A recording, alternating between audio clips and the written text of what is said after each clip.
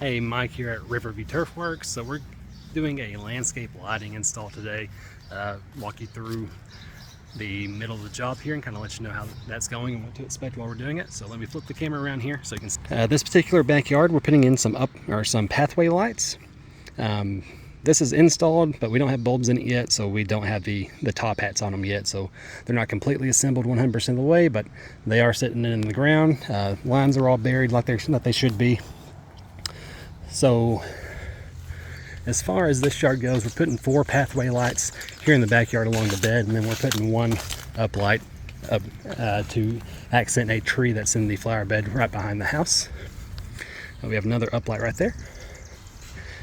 And let me scoot over here.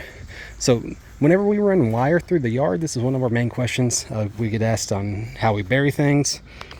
Right through here, you can faintly see a line. That is the trench that we dug to bury the line in. And then whenever we run line in flower beds, such as this one, what we'll do is we don't bury the lines in the flower beds.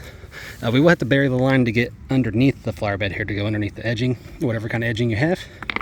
But typically what we do is we just lay the line on top of whatever kind of dressing you have in the flower bed and cover it back up. That just makes maintenance later easier. There's not really any reason to actually bury the lines in the beds themselves. All that's going to do is give you a more expensive maintenance bill later whenever maintenance needs to be occurred. But we have the line going all the way up here, all the way to the front yard. So this particular house, we had to run the transformer in the front of the house through the garage, and we ran the line all the way to the backyard to run the back lights. What that did, or what that means, is that we had to run a much larger wire to go to the backyard, because it's a longer run, and the longer runs that you do on wires, the more power voltage drop that you get. So we made sure to appropriately size that gauge of wire to power all the lights that they need now, and also leave room for expansion in the future. Here's an uplight that we have installed here in the front.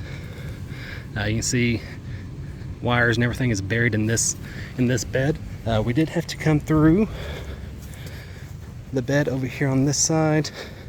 See a little bit of debris from various roots that we had, but we had to dig down underneath the bed here, come underneath this rock bed border, and come into the bed that way. Otherwise, you can see a small incision that we put in the yard here, and here's another section over here, so you can kind of see what we had to do to get into the bed. Same thing over here. We actually dig underneath the sidewalks and pull our wires underneath the sidewalks most of the time. Every once in a while we'll get a different job where we're not able to, but most of the time we're able to do that. So that's what these wires are. You see over here, we actually dug underneath the sidewalk here, pulled the wires through, and then our transformer will go right on the wall inside the garage right there. Be a real clean install.